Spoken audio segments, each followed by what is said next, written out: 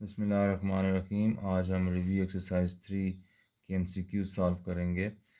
तो क्वेश्चन ये है, at the end of each question 4 circles are given. हर क्वेश्चन के आखिर में 4 सर्कल्स दिए हुए हैं। Option fill in the correct circle only, हमने करेक्ट सर्कल जो है फिल करना है। तो पहला क्वेश्चन है, direct variation between A and B. दो क्वांटिटीज़ हैं, एक ए है एक बी। इनमें डायरेक्ट वेरिएशन पाई जाती है। Is expressed as, direct variation को कैसे एक्सप्रेस किया जाता है? तो देखें, डायरेक्ट वेरिएशन को ये ए इक्वल टू बी लिखा हुआ है, ये गलत है। ए इक्वल्स टू 1/b लिखा हुआ है, ये भी गलत है। और direct variation A directly proportional to B लिखा है, दैट इज़ करेक्ट। और ये आगे देखो तो ये ए इन्वर्सली प्रोपोर्शनल टू बी है। तो डायरेक्ट वेरिएशन जो है इस तरह, ये ऑप्शन सी यानी तीसरी ऑप्शन हमारे पास दुरुस्त है। डायरेक्ट वेरिएशन को ए डायरेक्टली प्रोपोर्शनल टू बी से रिप्रेजेंट किया जाता है। क्वेश्चन नंबर 2 में आओ, लिखा है if m is directly proportional to 1/n, या इसको यूँ भी पढ़ सकते हैं m is inversely proportional to n, then m की वैल्यू क्या होगी? ये हम इनमें ये 4 ऑप्शंस हैं, देखते हैं, हम सॉल्व कर लेते हैं। m चूँकि डायरेक्टली प्रोपोर्शनल टू 1/n लिखा है, तो हम इसको यहाँ कांस्टेंट लगा लेते हैं, तो मल्टीप्लाई 1/n। तो यहाँ से जब n को इधर शिफ्ट करेंगे तो बन जाएगा m multiply n equals to k। तो mn इक्वल टू k, ये करेक्ट है। ये हमारे पास ये आखिरी ऑप्शन, चौथा फोर्थ ऑप्शन जो है mn is equal to k, that is correct. अब हम तीसरे क्वेश्चन की तरफ आते हैं। तो किस तीसरे क्वेश्चन में लिखा है, identify the items that does not have the same ratio as other three. हमने इन 4 ऑप्शन में से कोई एक ऐसा आइटम देखना है जो बाकी तीनों के साथ जिसकी रेशो मिलती नहीं है। तो ये 30/45, ये 30/45, ये भी 15 पर डिवाइड होता है, ये भी 15 पर।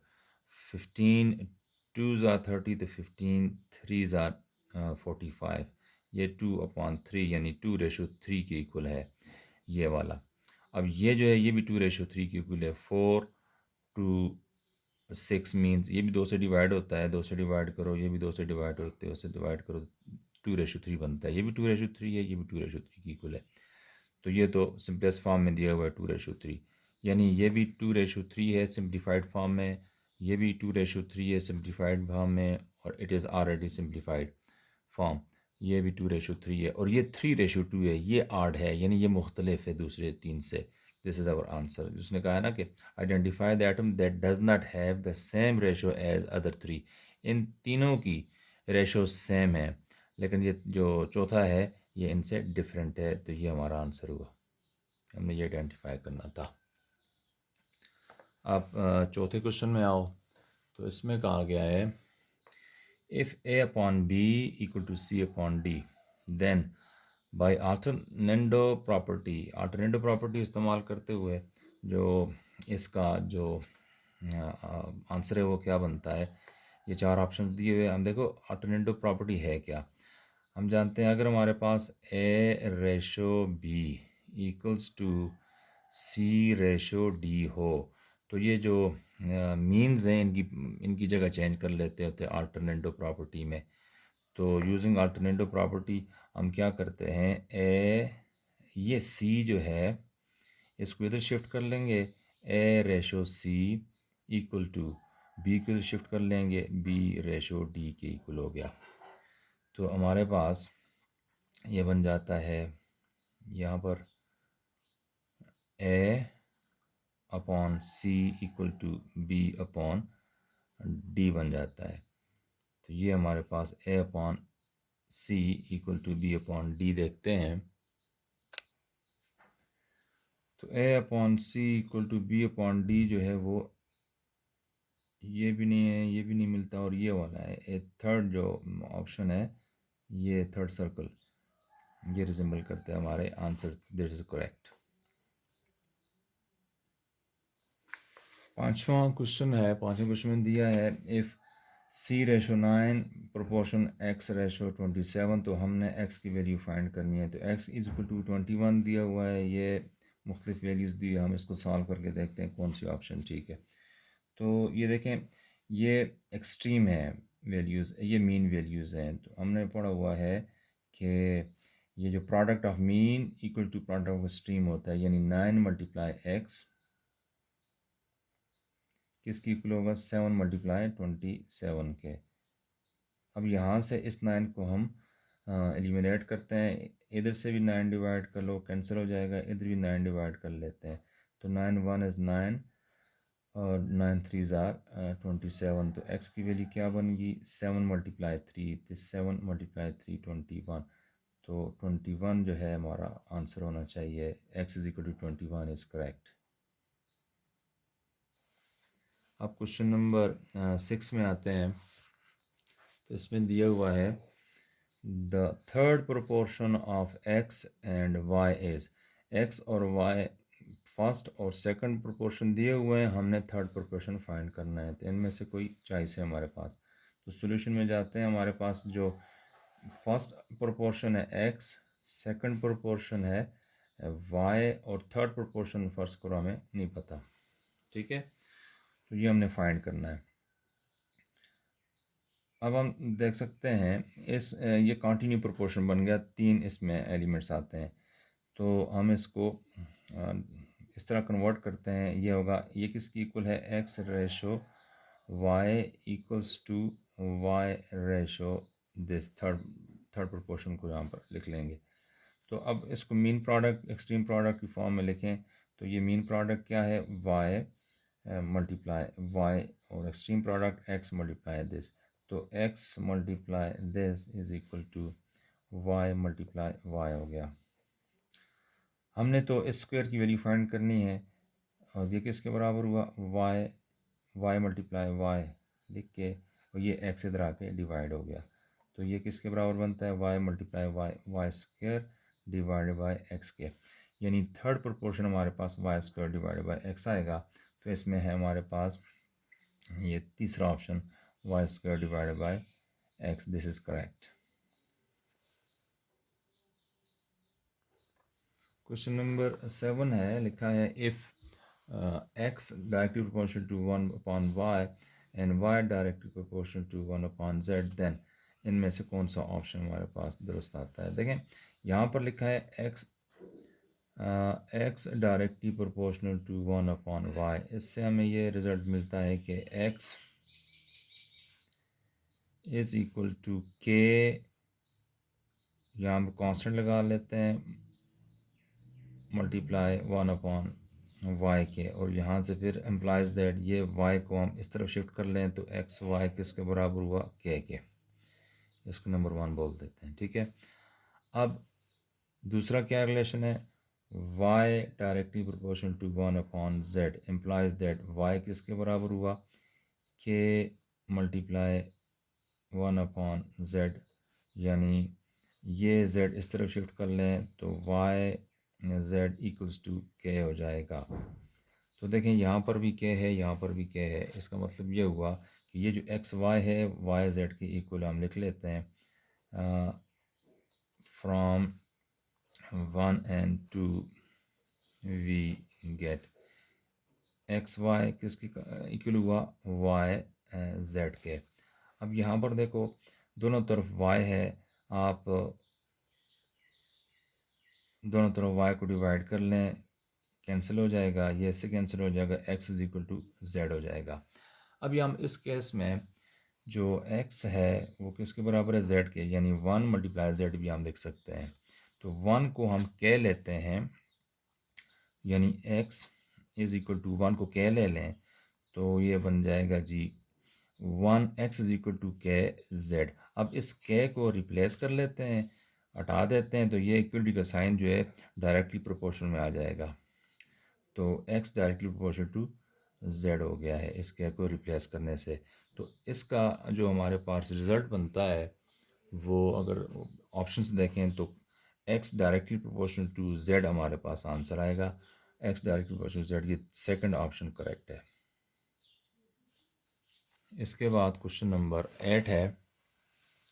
तो क्वेश्चन नंबर 8 में दिया हुआ है 2a+1/21 प्रोपोर्शन 4/7। तो हमने a की वैल्यू फाइंड करनी है।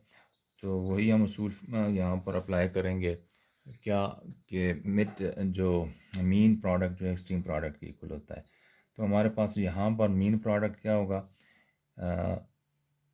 ये 2a+1 और ये 7 ये एक्सट्रीम प्रोडक्ट एक्सट्रीम वैल्यूज़ हैं ये वाली, और ये 21 और 4 मीन वैल्यूज़ हैं।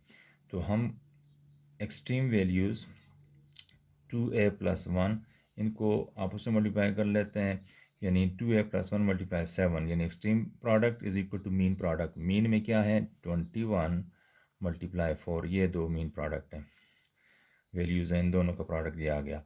अब हम यहाँ से 7 को रिप्लेस करते हैं।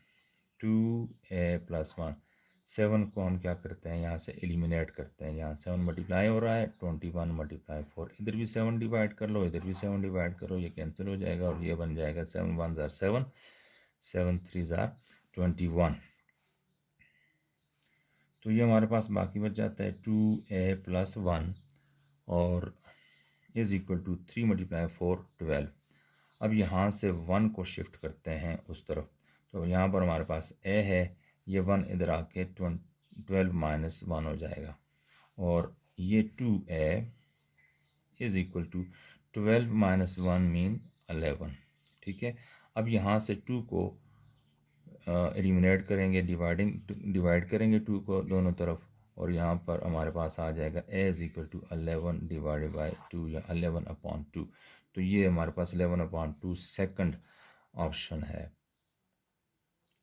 This is correct. इसके बाद हम आगे आते हैं 9वां क्वेश्चन है, जिसमें लिखा है if a/b is equal to c/d is equal to e/f then each fraction is equal to, यानी ये जो फ्रैक्शन है ये इनमें से किसकी इक्वल है।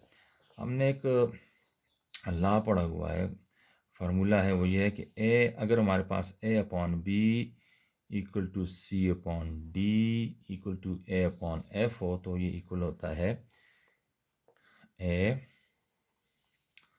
प्लस c प्लस e/ ये b प्लस ये वाला d प्लस ये f लिख लेते हैं। ठीक है, अब इनके साथ l/m/n मल्टीप्लाई कर देते हैं, सबके साथ लिख लेंगे कांस्टेंट।